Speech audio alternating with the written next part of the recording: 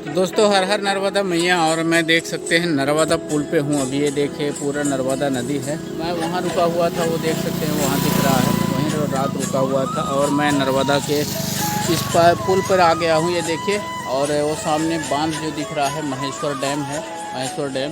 इस साइड हमें जाना है, कसरबात आगे जाना है। और अभी आगे जाके दिखाएंगे। यहाँ दो नदियों का संगम है, दो नदी मिलकर नर्मदा एक उधर से आती है दक्षिण साइड से, और एक पूरब से आती है इधर पश्चिम साइड से। नदी पूरब साइड से पश्चिम की ओर जा रही। तो जो नर्मदा नदी है, आपको पता है कि पूरब से पश्चिम की ओर उल्टा दिशा में बहती है। और सभी नदियां जो है, नर्मदा और ताप्ती नदी जो पूरब से पश्चिम की ओर बहती हैं, और सभी नदियां हैं जो पूरा पश्चिम से पूरब की ओर बहती हैं। तो ये नर्मदा नदी है, देख सकते हैं पूरा। ये पुल बहुत बड़ा पुल है, ये देखिए 1 किलोमीटर की पुल है पीछे। तो ये रहा मेरा साइकिल से देख सकते हैं। चलिए हम वीडियो पे बने रहिएगा, आपको दिखा रहे हैं हम दो नदियों का संगम कहाँ हो रहा है। और जो महेश्वर डैम है, ये महेश्वर डैम है, सामने महेश्वर डैम जिसको बोलते हैं। तो वीडियो पे बने रहिएगा।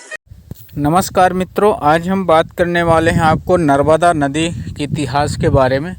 नर्मदा नदी की कहानी कुछ अलग है। जो नर्मदा नदी मध्य प्रदेश के अनूपपुर ज़िले के अमरकंटक पठार में उत्पन्न होती है। अमरकंटक के जो पठार है, वहाँ के पर्वत है, वहाँ से निकलती है।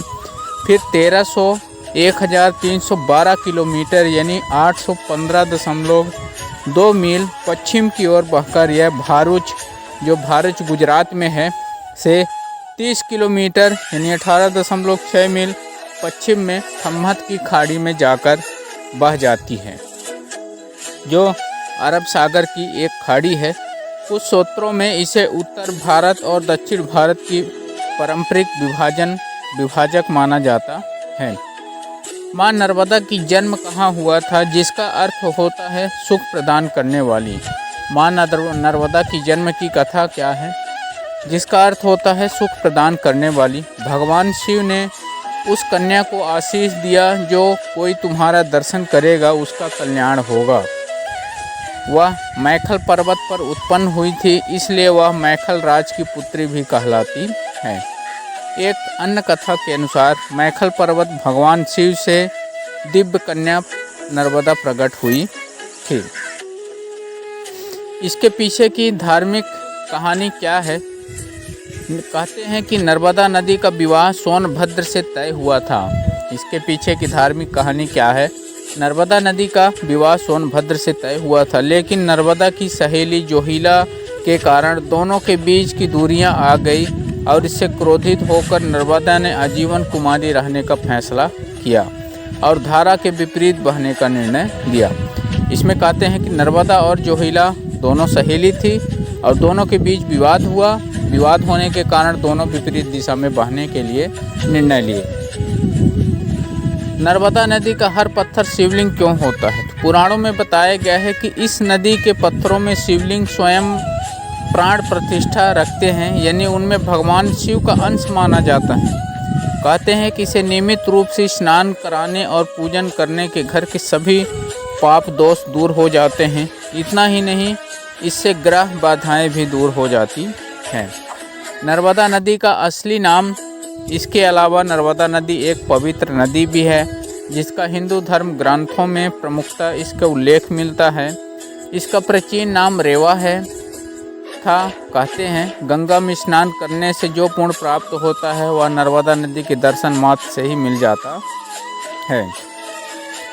नर्मदा नदी उल्टी क्यों बहती है? तो वैज्ञानिक माने थी नर्मदा नदी को उल्टा बहने का कारण केवल रिफ्ट वैली है। यानी रिफ्ट वैली का मतलब होता है, आपको वहाँ से निकलती है ढलाई, जिसको बोलते हैं। इसका मतलब कि नदी की ढलान विपरीत दिशा में है। जिस तरफ नदी की ढलान होती है, उसी दिशा में नदी का प्रवाह होता है। नर्मदा के पति कौन थे? कार्तिक प्रथमेश का पुत्र है, जो आरती का पति है। आरती के पुत्र का विवाह नर्मदा से हुआ। विशाल नर्मदा के पति हैं। नर्मदा नदी नर है या मादा? शिव के पसीने से जन्मी उन्हें शिव पुत्री, शिव की बेटी के रूप में जाना जाता है। कुछ लोग कहते हैं कि वह नर पुरुष और मर्द महिला दोनों है। अन्य लोगों का तर्क है कि उसे नर्मदा कहा जाता है क्योंकि वह नरम है, देखने वाले को शांति की अनुभूति प्रदान करती है। एक प्रचलित मान्यता के अनुसार नर्मदा शिव की पुत्री है, जिन्हें अविनाशी होने के वरदान के साथ साथ भगवान शिव धरती पर भेजा था। एक अन्य मान्यता के अनुसार अमरकंटक की पहाड़ी पर ध्यान में लीन भगवान शंकर के पसीने की बूंदों से नर्मदा का जन्म हुआ था। विश्व में नर्मदा ही एक ऐसी नदी है जिसका परिक्रमा की जाती है और पुराणों के अनुसार जहां गंगा में स्नान से जो फल मिलता है, नर्मदा के दर्शन मात्र से उस फल की प्राप्ति होती है। नर्मदा नदी पूरे भारत की प्रमुख नदियों में से एक ही है जो पूर्व से पश्चिम की ओर बहती है। तब नर्मदा ने शिव जी से वर मांगा था, जैसे उत्तर में गंगा स्वर्ग से आकर प्रसिद्ध हुई है, उत्तर में गंगा स्वर्ग से आकर प्रसिद्ध हुई, उसी प्रकार दक्षिण गंगा के नाम से प्रसिद्ध हूँ। शिव जी ने नर्मदा जी को अजर अमर वरदान और अस्थि पंजर राखियाँ शिव रूप में परिवर्तित होने का आशीर्वाद दिया। इसका प्रमाण मार्कंड ऋषि ने दिया, जो कि अजर अमर हैं। गंगा को ऋग्वेद, यमुना को यजुर्वेद, सरस्वती को अथर्ववेद और नर्मदा को सामवेद यानी सम कलाओं का प्रतीक माना जाता है। गंगा को ऋग्वेद माना जाता है, यमुना को यजुर्वेद, सरस्वती को अथर्ववेद माना जाता है, सरस्वती नदी को, और अथर्ववेद, और नर्मदा को सामवेद माना जाता है। यही नहीं, गुजरात के भारत से 10 किलोमीटर उत्तर में अरब सागर में कैबे की खाड़ी में गिरने से पहले बिंद और सतपुड़ा पर्वत श्रृंखलाओं के बीच मध्य प्रदेश, महाराष्ट्र और गुजरात से होकर नर्मदा नदी बहती है। नर्मदा नदी पर बनने वाले 30 बांधों में सरदार सरोवर और महेश्वर दो सबसे बड़ी बांधे परियोजनाएं हैं। इनका लगातार विरोध होता रहा। जबलपुर का बारगी धाम नर्मदा नदी पर बने 30 बांधों में से एक महत्वपूर्ण बांध है। नर्मदा नदी का दूसरा नाम को बता दे रेवा है। इसी नदी के नाम पर रीवा शहर का नाम पड़ा। स्कंद पुराण में लिखा है कि राजा हिरण्यतेजा ने 14,000 वर्षों की घोर तपस्या से भगवान शिव को प्रसन्न किया और नर्मदा जी के पृथ्वी पर आने का वर मांगा। शिव जी के आदेश से नर्मदा जी मगरमच्छ के आसन पर 12 वर्षीय कन्या के रूप में मैकल पर्वत अमरकंटक पर अवतरित हुई। तो नर्मदा नदी की पूजा करना, देवी नर्मदा नदी का अवतार है। उन्हें रेवा के नाम से भी जाना जाता है। लोकप्रिय परंपरा के अनुसार कहा जाता है कि उनका जन्म शिव के पसीने से हुआ था, जो रिक्शा पर्वत पर तपस्या कर रहे थे, इसलिए उन्हें देवता की बेटी माना जाता है। भारत की सबसे प्राचीन नदी माने जाने वाली नर्मदा हमारी प्राण वाहिनी रही। सभी पापों से मुक्ति के लिए पवित्र नदियों में स्नान का महत्व है, जबकि नर्मदा मैया के दर्शन मात्र से ही व्यक्ति अपने सभी पापों से मुक्त हो जाता है। एक अनुमान के अनुसार भारत की सबसे प्राचीन नदी नर्मदा नदी है। वैज्ञानिक माने तो ढलान ही है, उसकी जो विपरीत दिशा में रिफ्ट वैली के कारण उल्टी दिशा में बहती है। राजा मैखल ने अपनी अत्यंत रूपसी पुत्री के लिए यह तय किया कि जो राजकुमार गुलाब कावली के दुर्लभ पुष्प उनकी पुत्री के लिए लाएगा, वो अपनी पुत्र की विवाह उसी के साथ संपन्न करेंगे। तो राजकुमार सोनभद्र गुलाब कावली के फूल ले आए, अतः उन्हें राजकुमारी नर्मदा का विवाह तय हुआ। नर्मदा की विशेषताएं, रेवा नाम से भी यह मध्य भारत की एक और भारतीय उपमहाद्वीप की 5वीं सबसे लंबी नदी है। यह गोदावरी नदी और कृष्णा नदी के बाद भारत के अंदर बहने वाली तीसरी सबसे लंबी नदी है। मध्य प्रदेश राज्य में इसके विशाल योगदान के कारण से मध्य प्रदेश की जीवन रेखा भी कहा जाता है। नर्मदा की जो भारूच है अंतिम बिंदु है, और नर्मदा नदी का जो रहस्य है यही है कि नर्मदा नदी का कुल प्रवाह 1312 किलोमीटर है। नर्मदा परिक्रमा 3 साल 3 माह 13 दिन में पूरी होती है। नर्मदा जो परिक्रमा है 3 साल 13 माह 13 दिन में पूरी होती है। 3 साल 3 माह 13 दिन में पूरी होती है और कुल लंबाई 1312 किलोमीटर है। नर्मदा के किनारे आज भी कई अदृश्य शक्तियाँ और नर्मदा नदी की परिक्रमा करते रहते हैं। नर्मदा नदी की उम्र अधिक, लिंग सटीक नाम नर्मदा ह्यूमन बाद में अपनाया गया। मध्य और अंतिम प्लाइटोसिस के दौरान व्यक्ति 50 के और 60 के बीच किसी भी समय जीवित रह सकता है। शोनकिया ने मूल रूप से संबंधित जीवाश्म में आधारित पर जीवाश्म की आयु लगभग इतने का अनुमानित किया गया है। तो दोस्तों वीडियो कैसा लगा, लाइक शेयर कमेंट जरूर करें, और जो चैनल पे नए हैं तो सब्सक्राइब कर दें। Thank you for watching this video. वह नर पुरुष और मर्द महिला दोनों है। अन्य लोगों का तर्क है कि उसे नर्मदा कहा जाता है क्योंकि वह नरम है, देखने वाले को शांति की अनुभूति प्रदान करती है।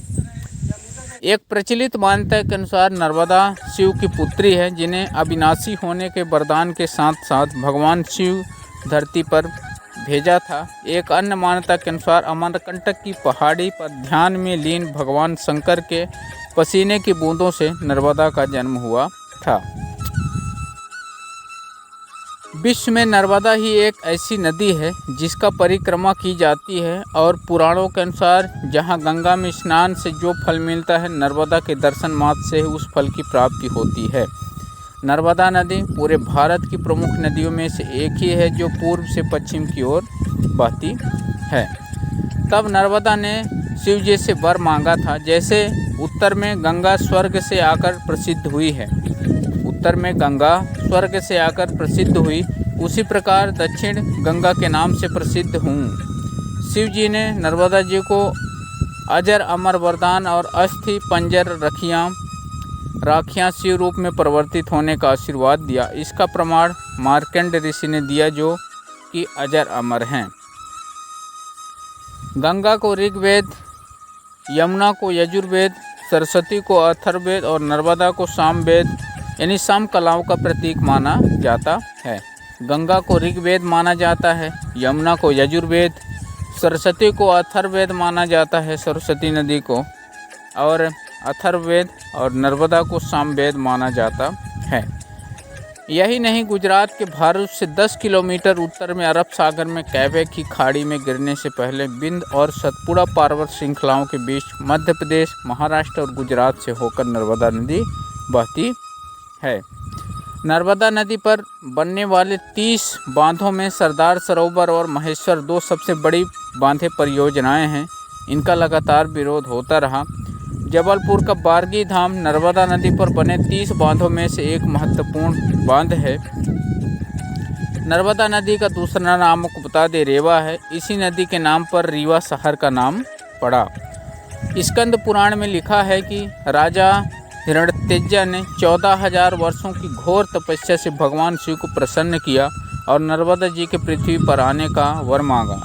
शिव जी के आदेश से नर्मदा जी मगरमच्छ के आसन पर 12 वर्षीय कन्या के रूप में मेकल पर्वत अमरकंटक पर अवतरित हुई। तो नर्मदा नदी की पूजा करना, देवी नर्मदा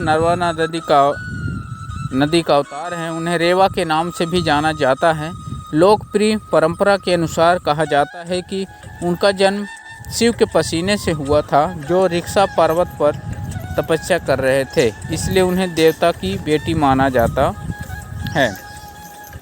भारत की सबसे प्राचीन नदी माने जाने वाली नर्मदा हमारी प्राण वाहिनी रही। सभी पापों से मुक्ति के लिए पवित्र नदियों में स्नान का महत्व है, जबकि नर्मदा मैया के दर्शन मात्र से ही व्यक्ति अपने सभी पापों से मुक्त हो जाता है। एक अनुमान के अनुसार भारत की सबसे प्राचीन नदी नर्मदा नदी है। वैज्ञानिक माने तो ढलान ही है, उसकी जो विपरीत दिशा में रिफ्ट वैली के कारण उल्टी दिशा में बहती है। राजा मैखल ने अपनी अत्यंत रूपसी पुत्री के लिए यह तय किया कि जो राजकुमार गुलाब कावली के दुर्लभ पुष्प उनकी पुत्री के लिए लाएगा, वो अपनी पुत्र की विवाह उसी के साथ संपन्न करेंगे। तो राजकुमार सोनभद्र गुलाब कावली के फूल ले आए, अतः उन्हें राजकुमारी